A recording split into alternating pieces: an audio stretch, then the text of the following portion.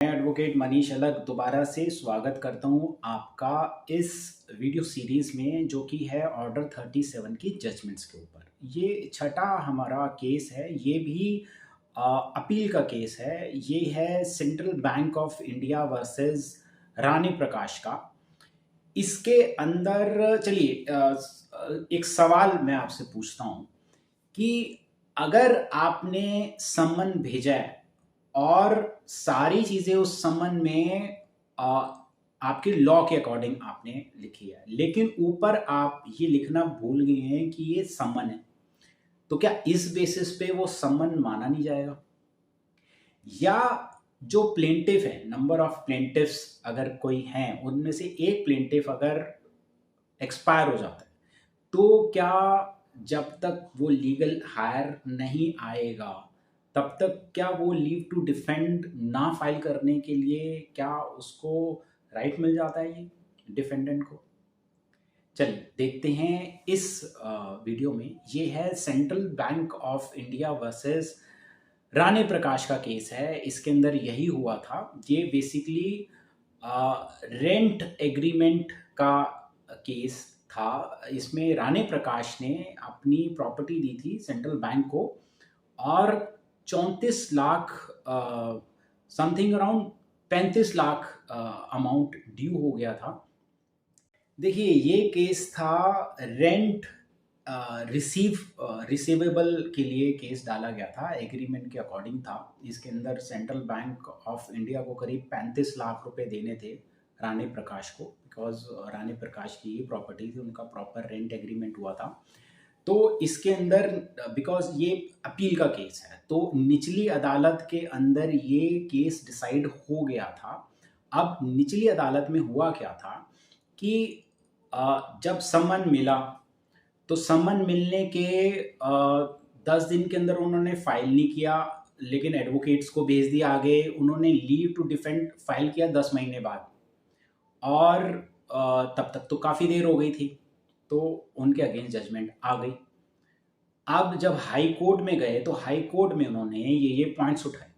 पहला पॉइंट ये उठाया कि जो सम्मन सर्व हुआ था वो सम्मन बनाया तो गया था बिल्कुल जो लीगली जैसे बनाया जाता है उसी तरीके से बनाया गया था, जो प्रिस्क्राइब्ड फॉर्मेट होता है उसी के अकॉर्डिंग बनाया गया था। लेकिन एडवोकेट साहब ने एक गलती कर दी थी, उसके ऊपर सम्मन लिखना जो है वो भूल गए। अब उन्होंने यही प्ली ले ली कि ये तो भाई साहब ये मिला है, बट इसके अंदर तो सम्मन ये लिखा ही नहीं हुआ कि सम्मन है ये। तो हाई कोर्ट ने ये कहा कि भाई साहब इस चीज को पढ़ के आप 10 दिन के अंदर भागे भागे आ गए, तो समझ तो आपको भी आ जानी चाहिए ना कि ये सम्मन है। जस्ट फॉर द हेक कि आप उसको वर्डिंग देना चाहते हैं, एक एक गलती है, छोटी गलती है, इसका मतलब ये नहीं कि उसका जो एसेंस है, उसकी जो आत्मा है, वो बेसिकली तो सम्मन ही था, सिर्फ सम्मन लिखा नहीं गया था, तो उससे उसका वजूद तो नहीं गायब हो जाता ना।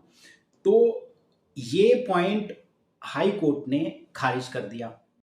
अब दूसरा पॉइंट उन्होंने ये उठाया कि इसके अंदर एक जो एप्लीकेंट थी वो एक्सपायर हो गई और उनकी लीगल हायर्स को आने में, मतलब वो चीज़ प्रोसेस को कंप्लीट करने में उनको 10 महीने लग गए। अब उन्होंने ये कहा कि ये तो एक्सपायर हो गई थी, उन्होंने ये इनके लीगल हायर्स जो है लेट आए हैं, इसलिए हमने जो है लीव टू डिफेंड जो है फाइल नहीं करी। कोर्ट ने ये बोला कि भाई साहब वो तीन वो थे, एप्लीकेंट थे, तीन प्लेंटिफ थे, उसके अंदर एक एक्सपायर हुआ, बाकी तो थे ना। इसका मतलब ये थोड़ी ना कि आप लीव टू डिफेंड दे ही ना। 10 महीने तक आपने वेट करा, आपके पास मिल भी गया था, आपने उस सम्मन की रिप्लाई में ये कहा कि इसका जो भी आगे कम्युनिकेशन है, एक तो हमारे एडवोकेट को दिया जाए और एक जनपद पे हमारी जो मेन ब्रांच है आप उनको दी जाए। जब आप इतना सब कुछ कर सकते हैं तो आप 10 महीने क्यों आपने वेट किया? 2 और भी तो थे, तो ये चीज़ भी खारिज हो गई। अगेन उन्होंने एक और पॉइंट उठाया था स्क्वायर मीटर एरिया के उस पे कि इतना स्क्वायर मीटर एरिया, एक्चुअली में इतना नहीं, इतना होना चाहिए था। बहरहाल कोर्ट ने इसको खारिज कर दिया। उन्होंने उन्होंने यही कहा कोर्ट ने कि यार 10 महीने लगाए हैं आपने इसको वापस करने की। ये बात हम कर रहे हैं हाई कोर्ट की। तो जब हाई कोर्ट में भी अगर ऐसी अपील लेके कोई जाता है, वो भी देखते हैं कि यार जो चीज़ 10 दिन के अंदर होनी चाहिए आप 10 महीने में कर रहे हैं, और इसकी प्ली क्या ले रहे हैं। प्ली तो इतनी वो है ही नहीं, स्ट्रांग है ही नहीं कि हम आपको उतना टाइम दें। तो ये चीज़, ये जो अपील थी डिसमिस हो गई थी और कॉस्ट लगाई गई थी 5,000 रुपये की। तो दोस्तों इसी के साथ ये वीडियो समाप्त होता है यहीं पे। हम मिलते हैं अगले वीडियो में, तब तक के लिए नमस्कार।